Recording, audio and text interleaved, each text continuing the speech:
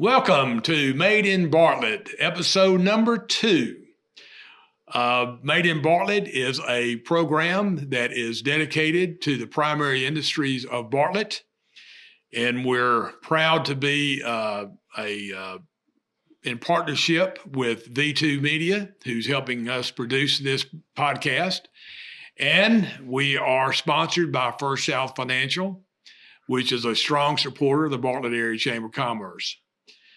We're joined today by someone that I've known for quite some time and enjoyed working alongside him, Mike Crook, who is the president and COO of Grace Medical.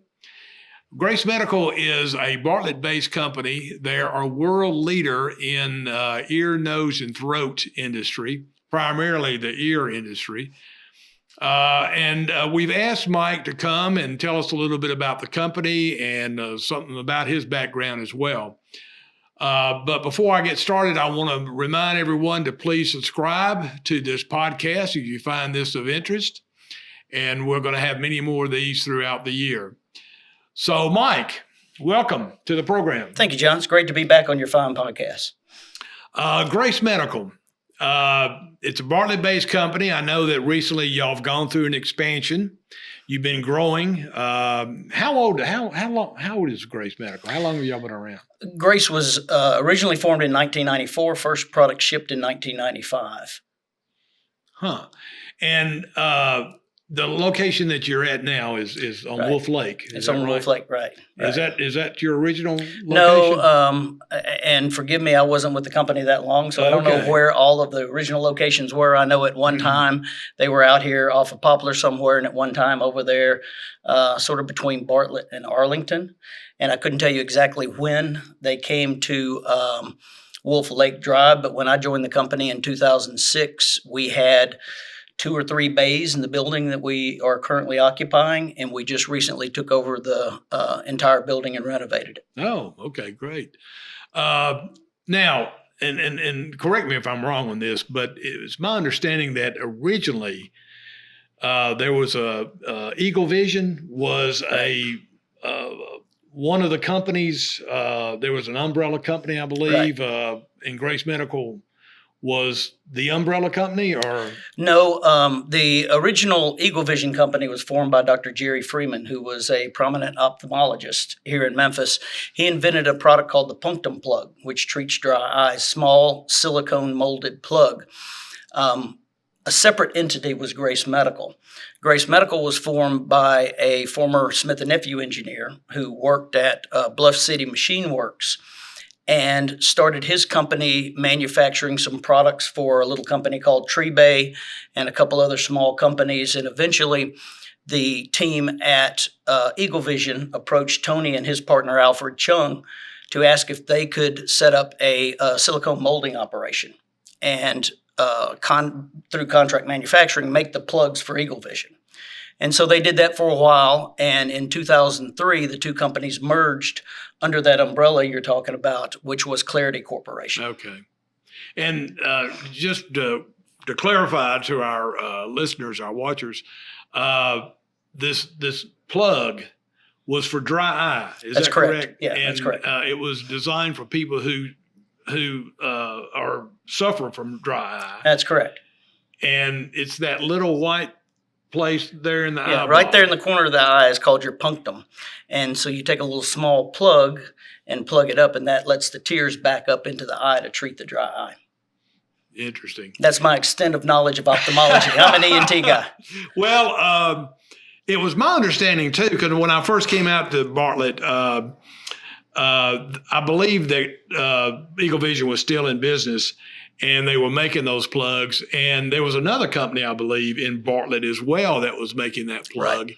And at the time, Bartlett was the world center for that product. Is that right? That's correct. The company was called Odyssey, and they manufactured the plugs for Eagle Vision until they decided to go direct to the consumer and sell themselves. And that's when Eagle Vision went to Tony and Alfred and asked if they could make plugs, and eventually formed the company and owned their own manufacturing under the umbrella of Clarity. Okay.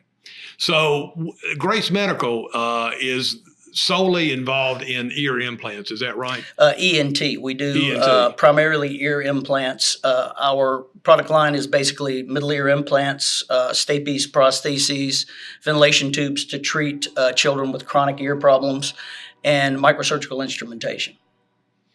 Well, it sounds very, very interesting. I remember in my biology class studying the eardrum.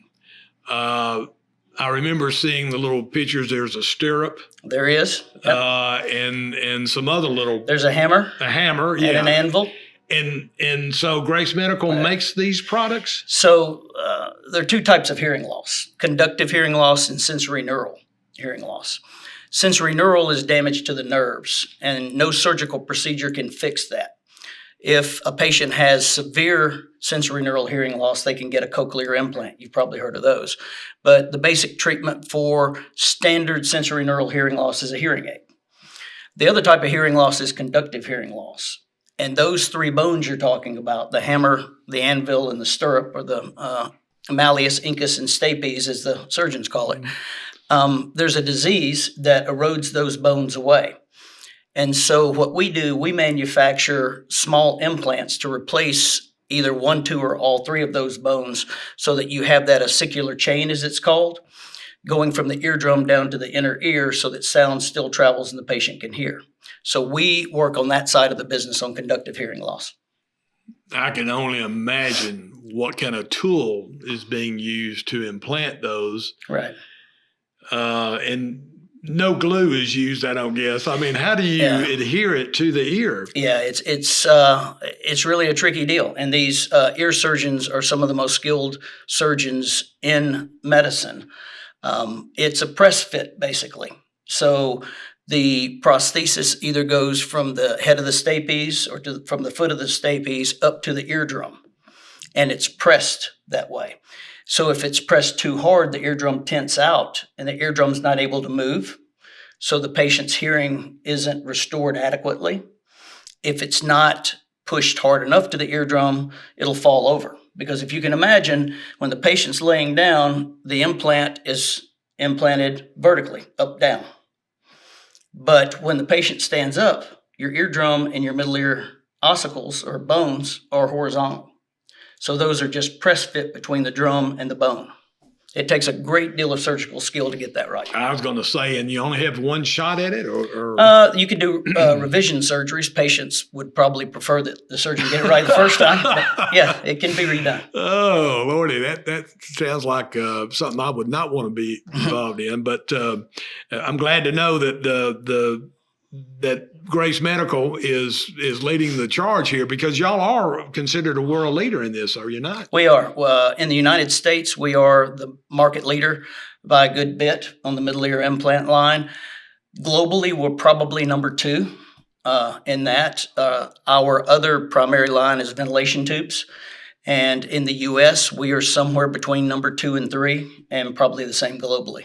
But yeah, we ship to over 65 countries outside the U.S. Really? Do you have any other manufacturing done outside of Bartlett? We own a small plant in Lake Havasu, Arizona. We bought a company in 2015 called Otomed.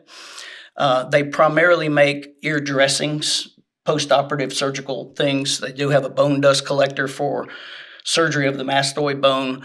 And we have about 10 employees out there in the plant that basically do assembly more than anything, not a lot of manufacturing. How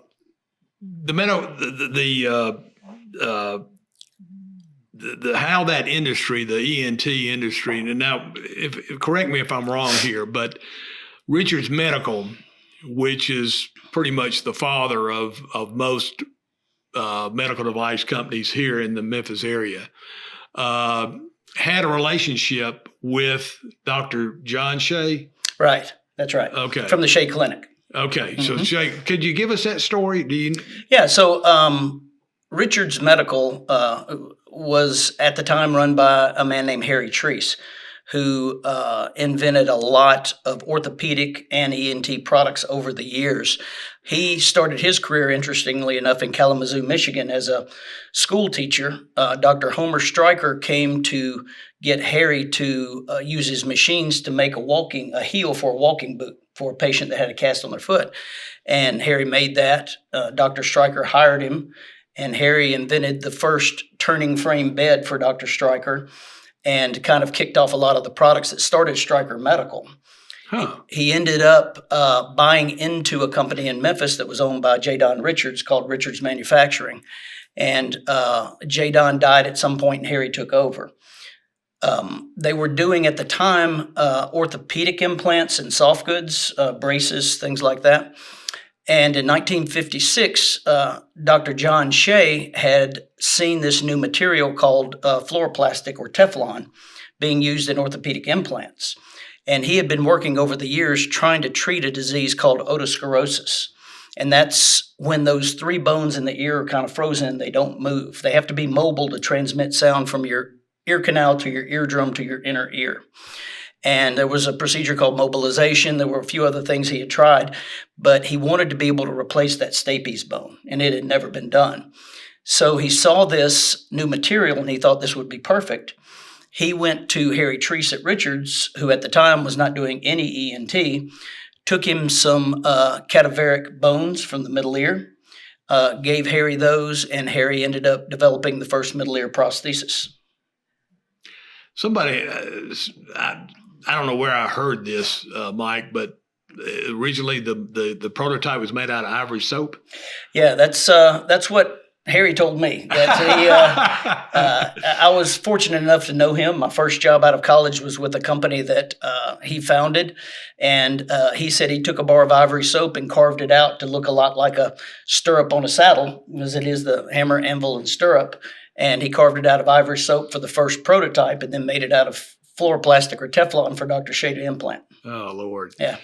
Now, I know that Richards Medical, who started making these products, they created a division strictly for ENT, and they decided to set up a separate operation. That's right. For that. And that operation was established in Bartlett. That's right. And in fact, it was the first manufacturing facility in Bartlett Corbett Park. That's right.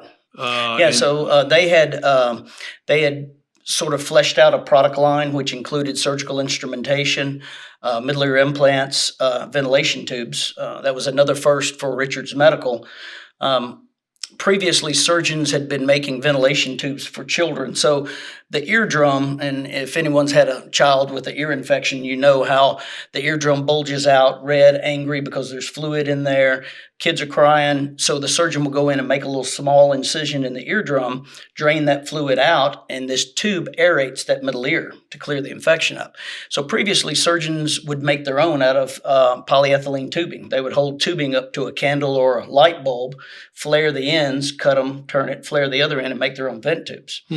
But a doctor out of North Carolina, Dr. Bev Armstrong, brought an idea to Harry Treese to have these manufactured out of fluoroplastic. And so that was the beginning of that whole industry for ventilation tubes. And so at the time, Smith & Nephew ENT was really growing, had outgrown the space in Brooks Road.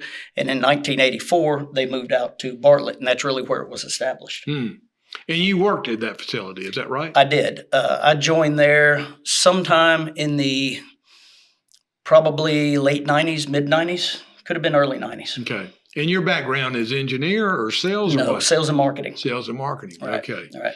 So our previous episode, we had Chris Locke with the executive director of the GMMDC, and we were talking about, and you, of course, was in that program with us, and we were talking about how these companies spun off from one another. And so which is now Olympus, I guess, but it was Richards Medical. It became Smith & Nephew. Then Smith & Nephew decided to spin off that division. Right. Gyrus bought that. That's right. Were you still with Gyrus? I was there with Gyrus. Okay. And then, so when Grace Medical got into the business, were you one of the first to help the company get established in the ENT or? Yeah, so I joined in 2006. I had left Smith Nephew ENT, which was Gyrus at the time. Up until then, there had been a few different efforts to take the Grace Medical part of Clarity Corporation and turn it into a viable business. Eagle Vision was still the primary growth driver, revenue driver, profit driver. And ENT, the founder, Tony Prescott, had invented some brilliant devices, but they didn't have a sales and marketing focus. They never really got the business off the ground. So in 2006, Murray Beard, who is the CEO of Grace Medical, came to me and offered me an opportunity to come and help build a new business. And he had a vision that I shared that up until then, these companies that were the primary competitors in this field had moved their focus away from the ear more into the sinuses, head, neck, laryngeal. That's where the growth was. So there really was a hole there. Ear surgeons had ideas. They had needs for products that would better benefit their patients, to treat their patients better. And there was no company there to develop those products, no company that wanted to focus on ear. So Murray and I discussed it. We had a vision to build the world's premier otology, which is the correct term for ear surgery. We had a vision to build the world's premier otology business. So we started in 2006, started hiring some people in. Brought some key folks over. Jerry Dowdy was the president at Smith Nephew when I was there. He was retired. When I came over, I really needed to focus on the sales and marketing side, the outward-facing, customer-facing part. So we brought Jerry in to run operations. We brought in an engineer named Bob Brosnahan from Smith Nephew. And then we just started filling in people while at the same time we brought in key ear surgeons. And we had a few meetings that we arranged, one in New York, one in New Orleans. And this is before I joined. When Murray talked to me about it, I called some of these ear surgeons who were the key opinion leaders who I'd known for years because I've been doing this for quite a while. And I told them I was thinking about trying out a new company, building something that was focused on ear surgery. And I said, would you be interested in backing it? And 100% said, absolutely, we're in. So we were fortunate to get the key opinion leaders from around the country to come to us and give us product ideas. So we pretty quickly fleshed out a catalog and started growing the business from there, hired a sales organization, hired engineers, and just grew from 2006 to where we are today. Oh, wow. And you mentioned Murray. Now, Murray comes from a family of medical device innovators, does he not? He does. His father, L.D. Beard, was president and chairman of the board for Smith Nephew for quite a while. From there, he led the efforts to build Danik, which turned into Sophomore Danik and is now Medtronic Spine. So that's Murray's father, and that's really how Murray got into the business. Murray's father had a relationship with Dr. Jerry Freeman, and when Dr. Freeman was building his company, he was a full-time ophthalmologist trying to build a company on the side.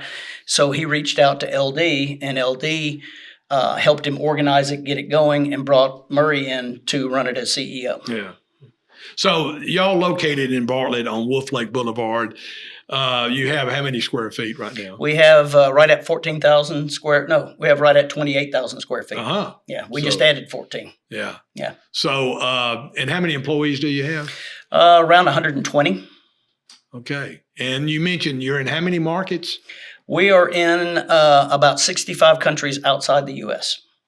Now, do you have any major competitors or international competitors? We do. Our primary competitor for middle ear implants is a company out of Germany.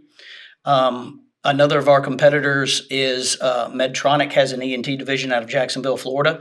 And then Olympus here in Bartlett, they don't focus much on otology ear stuff, the products that we do, but they are also still a competitor. Okay. And you mentioned Tony Prescott. I know Right. Tony, Mm-hmm. and I think y'all keep him in the closet so that We try. Absolutely. Yeah. He's your R&D guy. He gets out of control. Yeah. But so how many engineers do you have that are involved in the planning and development process? We probably have somewhere between 8 and 10 right now. Really? Yeah, we spend a great deal of resource on development. Our whole company is built on innovation, offering innovative products that will help these surgeons better treat their patients. And if that's what you built your company on, you can't walk away from it once you're successful. You got to continue to push the envelope, continue to innovate and find new horizons to tackle. So we've got a great group of engineers that work directly with surgeons and whoever else has an idea. And I know that Memphis, the Memphis area, and when we talk about the medical device industry, we're talking a lot of people in their minds thinking orthopedic. Right. But Grace is not, you do not consider yourself orthopedic. No, in no way. But you do have some of the same skill sets needed. We do. So give us an example. Yeah. So one of the real benefits of being in the Memphis area is the amount of medical device talent that is here in machinists, in secondary operations, in regulatory and engineering. When you look at all the companies, there are about 50. So there are people, when you need to hire good, experienced people, there are going to be people that have already worked for a medical device company that you can hire, that you have to do training into your specific skill set for ENT. But there are so many experienced people in this area. Memphis is such a great pool of talent for medical device. So, as a layman, someone who is going to have ear surgery done for, say, whatever that procedure was, you called it. How do they know what brand they're going to get? I mean, it's just like if you're going to get a hip or a knee. I'm of that generation where you look at those things, but we've got 3 or 4 companies here in Memphis that make those products. Right. But I doubt seriously if the patient has any say so, or That's correct. So how does that work in your industry? Yeah, so it's all about what the surgeon prefers to use, what works best in the surgeon's hand. And a lot of it is service, because honestly, a good surgeon will tell you they could take a toothpick and reconstruct your hearing. They wouldn't want to do that, but they could.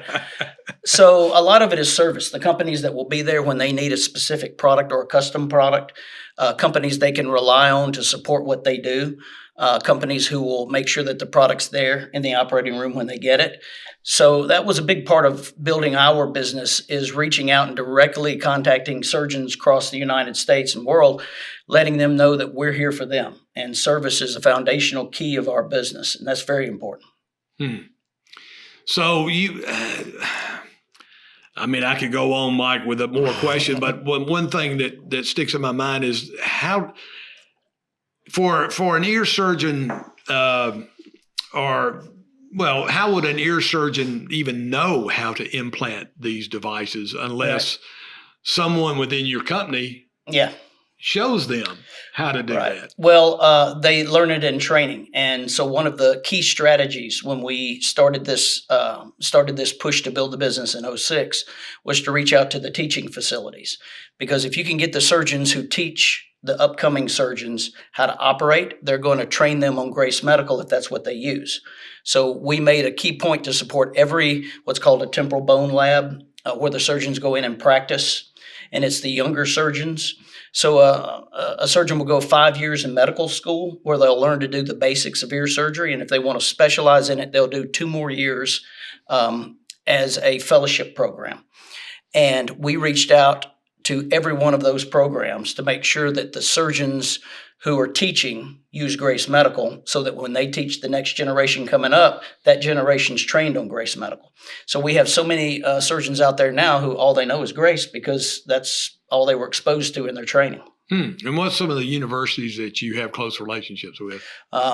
Nearby, University of Tennessee here in Memphis. So they do have a good program? They have a great program here. Dr. Bobby Yawn is running the otology division for them here. Vanderbilt's a great program.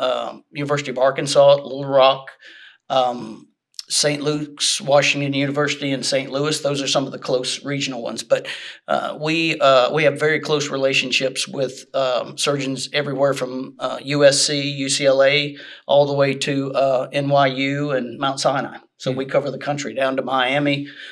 We make it a point to support every university. Great. Well, Mike, this has been very interesting. I know that I could ask you more and more questions about this product that you manufacture. I doubt that there's many people who's listening and watching right now if even familiar with Grace Medical. So if they wanted to know more about your company, I guess the website would be the best place to go. It would be www.gracemedical.com. Okay. And Mike, I want to thank you again for taking the time to meet with us. And for those of you watching, don't forget to subscribe to our podcast, Made in Bartlett. We want to thank V2 Media again for helping us produce this podcast. And, of course, First South Financial, who is sponsoring this. We couldn't do it without them. They've been a great supporter of this Chamber of Commerce. We want to give a great shout out to First South. Again, thank you, Mike. Appreciate it. Glad to be here, John.